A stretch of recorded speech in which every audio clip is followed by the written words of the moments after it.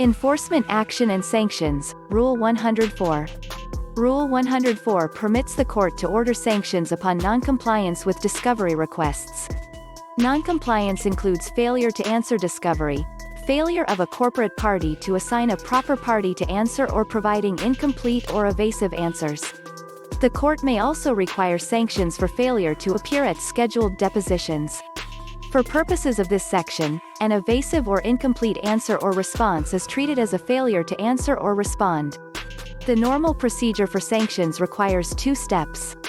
First, a party files a motion with the court to order compliance. If the offending party still refuses to cooperate, the moving party then requests the court order sanctions. Sanctions can also be used as punishment for other infractions that occur during hearings or at trial. The tax court commonly responds to willful failures by dismissing the action or by entering a default judgment. The court may also award reasonable costs, unless the court finds the failure was substantially justified or that other circumstances make such an award unjust.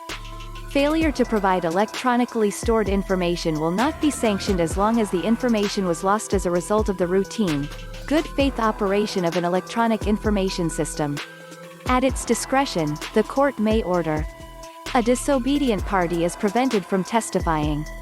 Matters are deemed admitted. Part or all pleadings struck. Proceedings stayed until an order is obeyed. Dismissal of part or all of a case. Judgment rendered against the disobedient party. A disobedient party held in contempt. Monetary sanctions imposed, or any other action it deems appropriate. Additionally, a tax court judge can impose monetary sanctions for a taxpayer's egregious conduct of up to $25,000 under Section 6673. See below for more details. An attorney, either one employed by the IRS or one retained to represent a taxpayer, can be ordered to compensate the other side for excess costs resulting from the offending conduct. Examples of various procedures can be found in Reedy, TC Memo 2008-100, April 15, 08. Petitioners received proceeds from liquidation of their corporation and sent money to an offshore trust tax avoidance scheme known as Anderson Arc. They failed to timely file their 2000 and subsequent year returns, and when filed, the 2000 return did not include the liquidation proceeds.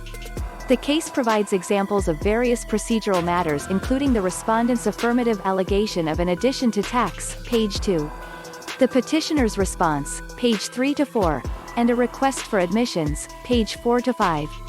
And motion to compel, page 5-6. The petitioner's counsel makes a motion to withdraw, page 6. Respondent moves to change the venue, page 7-8, and for a continuance. Respondent requests sanctions for failure to comply with a court order, page 8-9.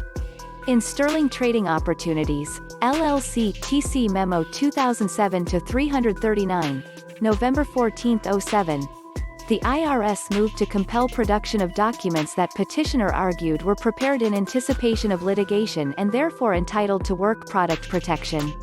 Work product may be subject to discovery if the information is essential to the opponent's case and is otherwise unavailable. The IRS attempted to obtain that information by interviewing witnesses who attended the meeting that was subject to the memo IRS now seeks.